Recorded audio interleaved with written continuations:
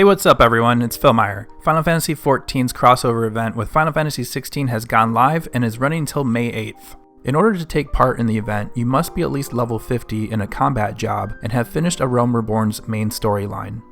Now I'm going to structure this video differently than I have for past events. The walkthrough section will focus on things that maybe you're a little stuck on and need help with, but otherwise I'll be leaving out the story summary this time. If you do want to see the complete story or playthrough, maybe you missed this event, there will be a link in this video's description to my complete playthrough if you'd like to check it out. And like for all my videos, feel free to use the chapter timecodes if you're looking for something specific. To begin the questline, you need to head to Ul'dah and find the neophyte adventurer. He'll be offering a quest called A Land on Fire. You'll find yourself heading to the Burning Wall in Eastern Thanalan where you'll need to find Clive. You'll begin the search by inspecting a point of interest after speaking with the Wandering Minstrel. When I played, there were a lot of other players around, so it was hard to see this spot. If you're on controller and having the same issue, don't forget you have target filters to make it easier. You'll search for Clive in first-person mode and you can find him in the bottom left area. The questline story will eventually take you to Gridania and will climax in a battle with Ifrit. The battle mechanics use 3 unique duty actions, the first of which is Rising Flames, which rushes you towards Ifrit and performs an attack.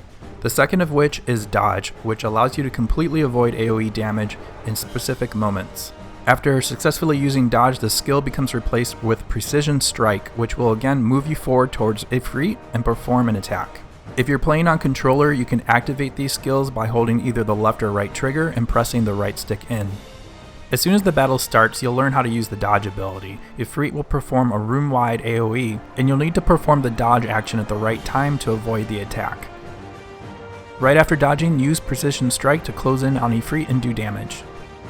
Ifrit will also target you and Clive with these smaller AoEs, which you'll also need to dodge. Normally when you get these markers in standard battles, you want to avoid stacking the AoEs so you don't take extra damage. Since both you and Clive can dodge this attack, I'm not sure what would happen if you stacked, but probably best to maintain some distance. Again, after dodging, use Precision Strike to close in. Ifrit will then use Spreading Fire, which are staggered AoEs originating at his location. You'll just need to time these appropriately. Stay far enough away from Ifrit to avoid the first attack, then move in to avoid the second one. Ideally, you would use Rising Flames to close in, but it's not necessary to do so. Ifrit will then cycle through a handful of different AoE attacks. Smoldering Claw, Fireball,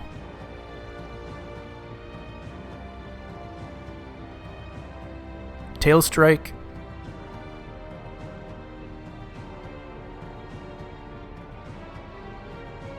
and Crimson Rush.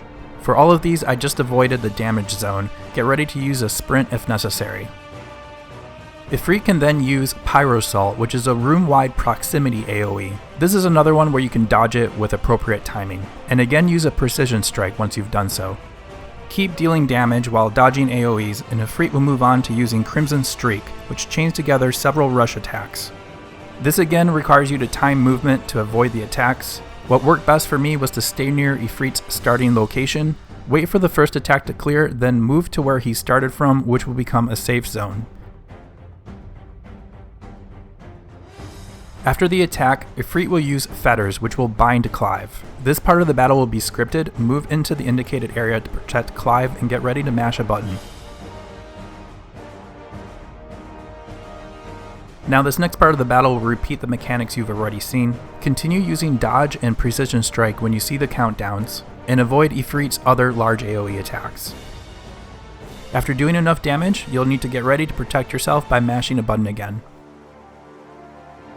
In the next part of the battle, Ifrit will toss down Infernal Swords and start charging up an Ether attack. You want to focus your attack on the same Infernal Sword that Clive does, while avoiding the AoE attacks that they will periodically trigger. Keep doing this until you and Clive have dealt with all of the Infernal Swords. Even after dealing with the swords, you and Clive will take damage, so be sure you're healed up first. For what should now be the remainder of the battle, Ifrit should start using Fiery Rampage. Here, Ifrit will chain together 2 half-room AoEs, followed by an AoE at the center of the room.